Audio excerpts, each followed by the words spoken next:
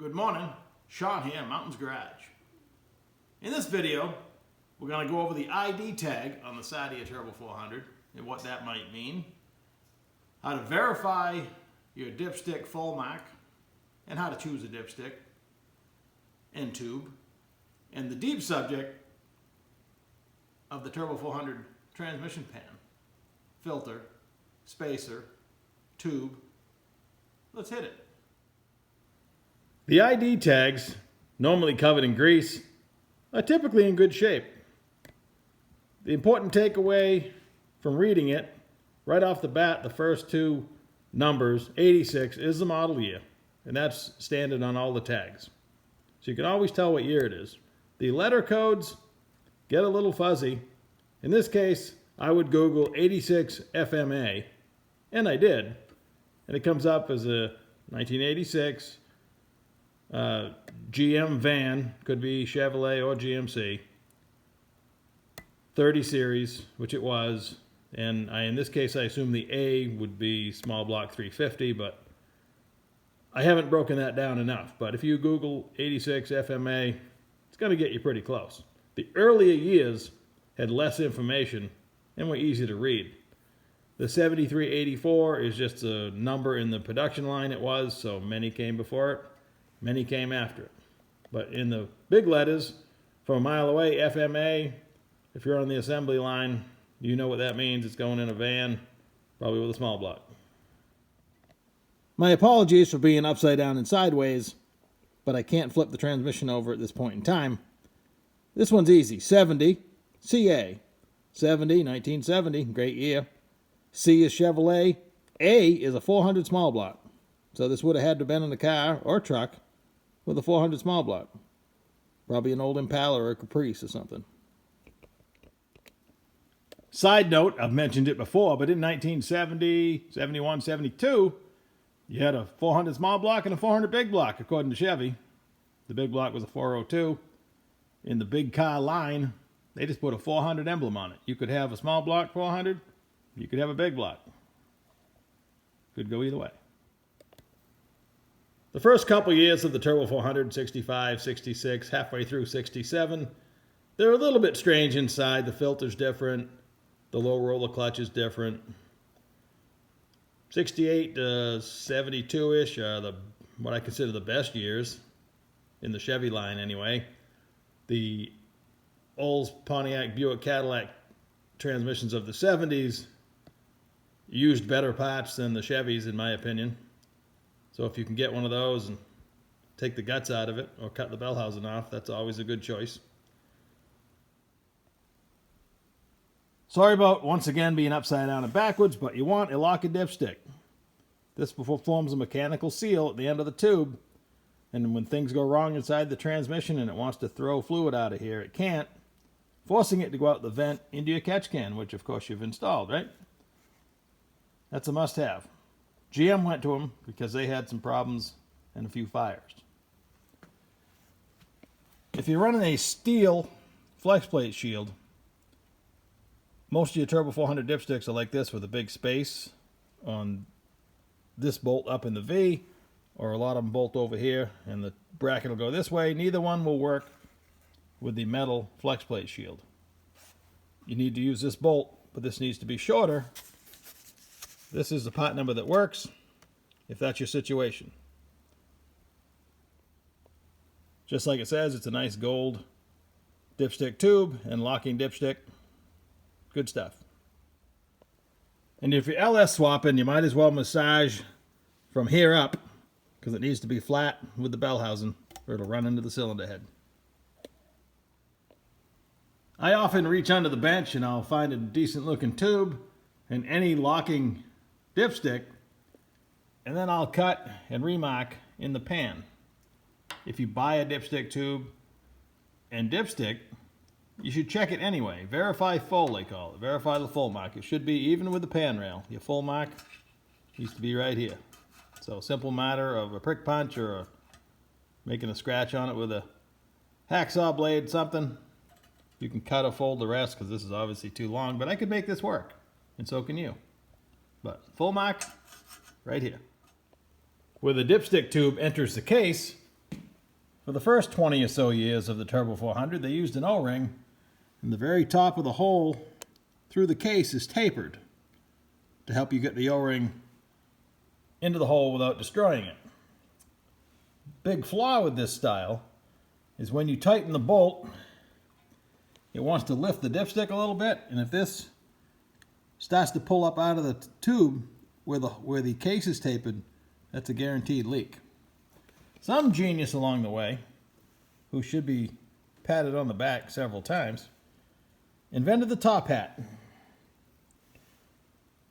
It's a direct replacement for the O-ring. You can have the shorter, long style tube, but this setup here is almost always reusable, seldom if ever leaks. Same advice when you tighten it, just make sure that the shoulder's down against the top hat, especially on the short one. But it's a excellent rig, so good that they still use it, for one, and two, after a while they stopped putting the chamfer in the top of the case hole, so if you go back to an O-ring style, it's going to be difficult to get in there. So if you're dedicated to use that style, make sure your case has a small chamfer in the top, and of course lots of lube. The first few years of production definitely, and then in later years, old Pontiac Buick Cadillac cars probably had the short pan. It's shallower, depending on what you read, it's a 1.5 to 2 quarts less capacity than the deep pans. This ridge works excellent with most of either your fiber or cork gaskets. And almost all of them have it. Occasionally, you'll find a mongrel like this one. This is an early deep pan. It's smooth. It's also a 1/4 inch deeper than the rest. They didn't change the pickup tube. So essentially you got, by the time you factor in the filter depth, you got a 1/2 inch of oil you can't reach on the bottom. It's probably going to leak with a lot of gaskets. This is a good choice if you have a reusable gasket with the solid centers like a 4L80. They make them for the 400. But if I'm using a cork gasket, I want the one with the sealing ridge all the way around it. That makes a nice impression in the gasket. I think they work better. The first design only went between the bolt holes, kind of leaving a path for oil to escape. In later years, it circled the bolt hole as well, and these seal a lot better. They continued that up probably till the end of the production. Now let's talk about aftermarket pans. This particular tin pan, steel pan, whatever you want to call it, is the correct depth for a deep pan. It does have a drain plug. They didn't cut the taper on the back, so it might hold a tiny bit more. The ridges are okay. I'm not in love with the artwork, but around Christmas time last year, I was buying these for $21 a piece because I didn't have any other deep pans. They've worked okay, and they haven't leaked yet, even though they didn't copy the later design. They copied the early design. So technically, it could leak between the holes, but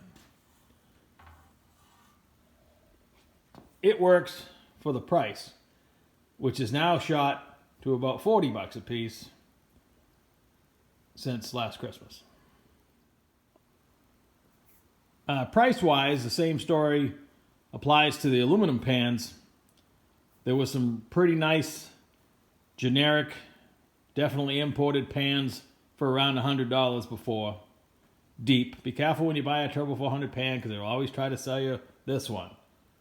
They have aluminum and chrome versions of this. The price is always the lowest. They'll call it a deep pan. It's not. It has to be, depending on which one you measure, 2 3/4 to 3 inches deep. Some will call it a 4-inch pan. I've called it a 4-inch pan because that's what Chevy referenced it as, but in reality, it's about 3 inches. What was the pretty decent $100 aluminum pan is now $150-ish. And the better quality ones, like for instance the B&M, I don't know if it's made offshore or not, probably is, but it's still a nice pan. It has a temperature port plug as well as a drain plug. I have some nostalgia for it because my first Turbo 400 had a B&M pan on it, and it is an impressive looking piece to this day. But that's going to cost you nearly $200. I believe it does add some rigidity to the case, but I don't know if the case was to break, you could blame it on the fact you had a tin pan on it. So you also have a lot less leaks on an aluminum pan as long as it's flat. It'll take almost any gasket and probably not leak because it has a really thick flange. The flange will, like if you watched my transmission shield video, they allow for different thicknesses of the flange, and it will raise or lower the shield in the transmission a little bit. Same with your shifter bracket. With the stock pan, you got a lip you have to deal with here. With the aluminum pan, it's thicker. Sometimes it's thicker this way, so the brackets don't quite fit. So, as usual, you might have to do some modifications. The pan itself sees a pretty hard life, but this one needs some work. You can see I take a block of wood on the inside and a hammer, and I can usually get them pretty straight like I did this one. Now I'm going to drill. I decided I used to put the drain plugs out here. This isn't so bad because they didn't taper the back side so they could move it back further, so your jack plate would be up here. So that's not horrible, and there's no option to really put it on the side in this one and still get a lot of fluid out of it. With the taper, I can put it so I'm only going to not get a little bit of the oil, and like I said in other videos, normally you're draining it so you can either store it, move it without spilling oil everywhere, or you're going to drop the pan and you don't want to deal with the flowing oil out over the gasket as you're loosening the bolts. So you can knock most of the oil out with the drain plug. And my high-tech solution is I go to my local bargain basement place, and they have unplated nuts by the pound. I use these nuts also for removing the broken LS exhaust bolts or any bolt. They're big enough that I can get a good weld on the inside, and then just grab a 3/4 wrench and spin them off. But they also work good for welding inside the pan. A half 13 by 3/4 bolt. Picked these up at the hardware store the other day. I need to get another bag. And I bought a bag of 100 of a 3/4, half-inch ID nylon washer. Not fancy, but it works. You could just tack this on the inside, but I fully weld it because I can't help myself. And it's kind of fun. I wouldn't pay you a dime for this same pan in chrome, but in gold, I'm okay with it. It's nostalgic again. I'm going to go ahead and make a verbal prediction that the gold is coming back. You'll see it in valve covers, air cleaners, all kinds of stuff. It's been gone long enough that it's cool again. I never stopped liking it. 3 pans done and drying in the sun. This is the Allison 545 pan gasket. It comes with the correct filter, the screen filter. This is the part number, the TF15025. When your local parts place swaps it over to their part number, open the box. I don't know, let's say 8 out of 10 times, it's going to be the stock yellow mesh filter. In the aftermarket, they tend to want to clump them all together. So, the correct application is an Allison AT545. That's late 70s and in the 80s transmission. They use them in all medium-duty trucks. Doesn't matter the brand. A character trait of mine is, for instance, out of the 3 pans I just finished, I'm going to take the best one and put it on the transmission I'm working on. Doesn't matter if it's for me or somebody else. In this case, I don't know if this is for me or somebody else, because I fell in love with it again. I'm going to take the best parts that I have to use, and that's why I end up with piles of stuff that's still good, just not good enough that particular day. I believe I must have a new UPS man, or new to the route. I used to get my deliveries they leave the depot around 9. They'd be here before 10. I'm about 40 minutes away. I'd be first on the route. I guess I should be thankful all the years that I got my parts early, because now I get them at the very end of the day. Like I got the 2 valve bodies at 7:30 p.m. last week. So, coming on UPS is my shift shaft that I broke last week. Other than that, I'm waiting to bolt the pump in so I don't have to bend the nail. I'll finish tightening the valve body. I'll finish the transmission and I'll be done. This is the one I broke the case on, swapped the case. Watch the other video, you know the story. So this will be a complete unit. That's how I was going to end the video. But plans change, and that's just the way it is. Earlier in the video, I mentioned my first car had a B&M aluminum deep pan. In other videos, I've mentioned my first car was a 70 Chevelle SS396. Had a pretty hot 402, turbo 400, manual valve body, B&M super hole shot, 488 gears, 12 bolt ladder bars, roll cage. I was 15. I was literally living the dream, because all I had dreamed about up to that point was that. The turbo 400 didn't have second gear. I had mentioned before, I also, on my first birthday when I was 15, I went to work at a transmission shop. The builder that we had lived a few streets up from me. He volunteered if I'd pull it out, like the first week I owned the car, he'd give me a hand fixing it. Well, he went through it twice and never figured out that the sprag wasn't any good. He was an interesting guy. I learned a lot of things from him. He was really good about your work area and the shop and the tools being more important than the job itself, things I still believe in. But he missed this one pretty bad. He changed the case, he chased all kinds of stuff, and it never occurred to him the sprag wasn't any good. I've often lamented the fact that information now just flows so easy. I can pick up my phone and pretty much figure anything out if I can type it in there. Could I have, at 15, figured out what was wrong with my transmission? Which I did, by the way, but just out of luck.